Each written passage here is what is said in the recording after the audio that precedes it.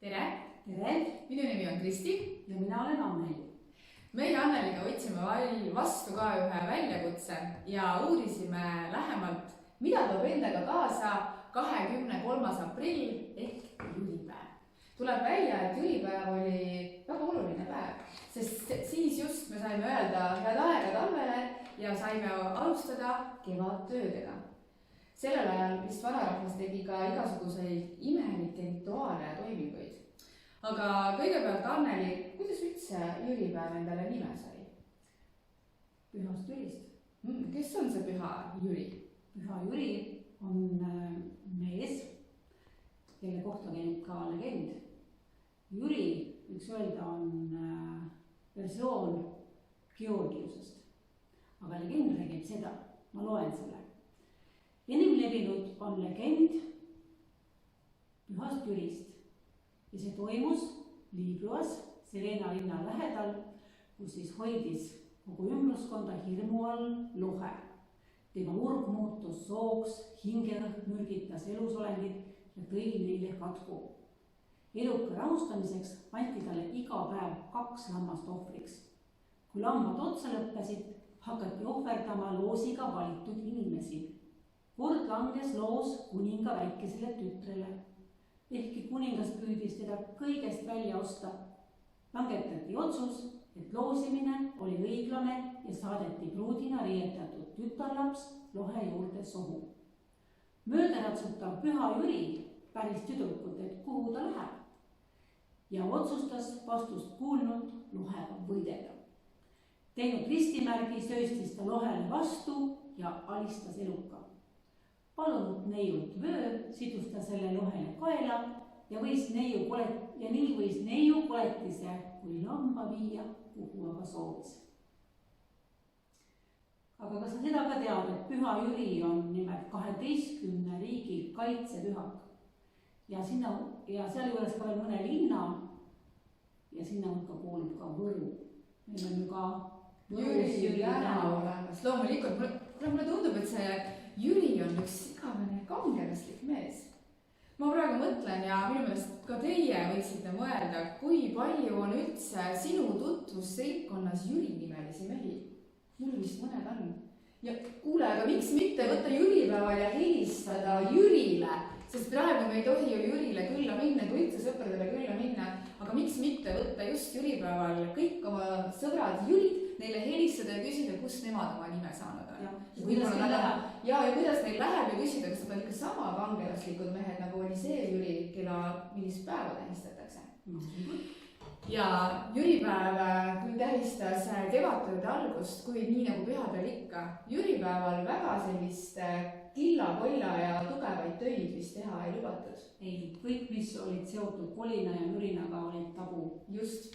Ja nii nagu praegusel ajal ei saa me kellelegi külla minna, vaid saame olla koos oma kõige lähedasema perega, siis jülipäev oli just see päev, kus külaskäigud olidki keelatud.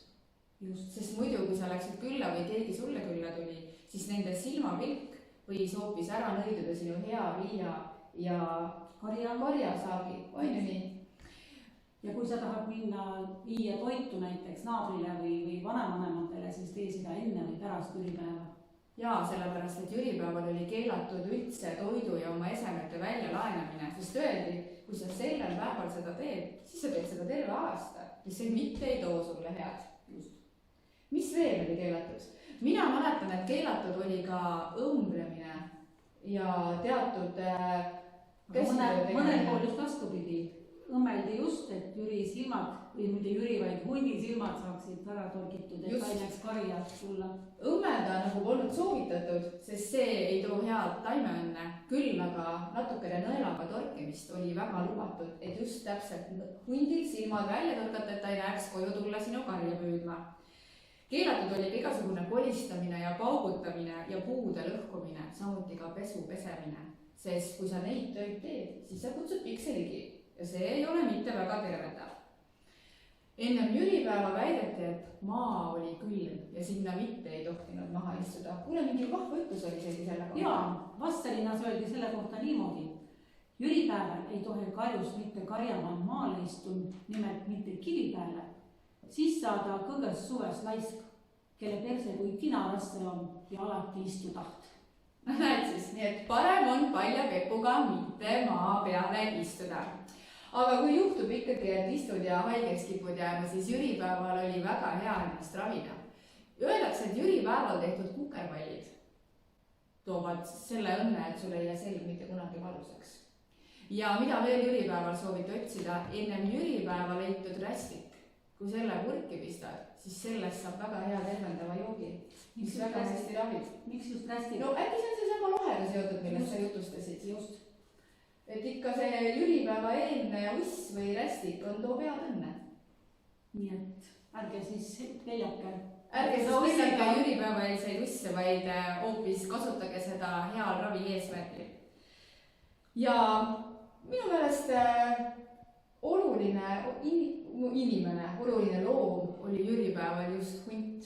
Just. Millest me ka natuke rääkisime, miks just hundil tuleb silmad välja tõrgata, sest hundid on need loomad, kes millegipärast tulevad ja tahavad sinu karja maha murda ja see mitte ei too head karjaõnne. Ja sellepärast on oluline ka jüripäeva öösel süüdata põlema lõkke. Miks just lõkke? Sest tegelikult jüripäeval tehti koristustöid ja see rämps ja risu oli vaja ju kõik ära põletada. Ja see oli õhtul, mitte päeval, sest päeval ei tohtinud üldse tuld teha. Ja minu meelest toas ei tohtinud jüripäeval üldse tuld teha. Ja. Nii et õhtul, kui on kõik tööd lõppenud, siis tegid sa selle prahihunnikuse tule ja vot siis pidid hakata ka lärmama ja igasugu häälitsevaid asju tegema, näiteks nagu siin pärast me näitame neile neid mänge. No võtta tead, ma arvan, Anneli, et sellest vanudest traditsioonidest ja nendest vist praeguseks aitabki. Pigem äkki me mõtlesime hoopis selle peale, et kui te olete oma peredega niimoodi mõnusasti koos, mida siis koos perega jüripäeval ette võtta. Ja loomulikult arvestada tuleb kõiki neid rituaale, mida siis me natuke teile juba rääkisime ja mida me ka juurde lugesime, mida sellel päeval kohe kindlasti teha tuleb. Ehk siis kõigepealt ärka vara. Väga vara tuleb hommikul ärgata ja öeldakse, et see, kes hommikul vara ei ärka, sellel seotakse jalad sängi külge kinni. Ja selleks, et sul sealt sängi küljest jalad lahti seotakse, pidid sa Jürile lubaduse andma. Oluline oli siis hommikul pesta nägu puhtaks. Ja mitte ainult veega, vaid seal oli veel rida soovitusi, millega just nägu jüripäeval pesta. No, kui sa tahtsid näiteks virk olla, siis sa pesid selle lihtsalt külma veega, allikaveega jooksva selle vee oja ääres. Aga kui sa tahtsid tedretähtidest lahti saada, siis pidid sa sinna panema veel juurde kasemahle, konnakudu, urbasid ka. Need, mis jäid veel järgi nendest munapühadest. Ja muna ja siis oled sa aastarindne kaunis. Aga ära sa ära pühi, vaid lase loomulikult kuivada. Ja mis oli veel hästi oluline, siis jüripäeval tuli hakata korralikult hommikul sööma. Ja kuna algasid kevadtööd, siis kui muidu vanarahvas sõi 2 korda päevas, siis alates jüripäevast hakati toituma 3 korda päevas. Ja toit oli korralik. Ja hea ja maitsev. Just. Välja arvatud hernetoidud. Hernetoit ei tohtinud jüripäeval süüa, sest hernet kui veerevad terakesed viivad ära sulased ja taudrukud majas näiteks, siuke uskumus oli. No näed, aga sellist sõira, piima ja kogupiimatooted olid jüripäeval nagu ikka, väga maitsvad. Ja kui nägu on pestud, kõht on kenasti täis söödud, siis tuleb oma peres välja valida peremees. Ehk siis, kes hakkab siis kõik sulaseid ja karjaseid käsutama ja tööd jagama. Selleks ei pea mitte olema pereisa. Just. Ja et kuidas sa oma peres siis välja selgitada? Selleks sobivad väga hästi vanad head jõukatsumised.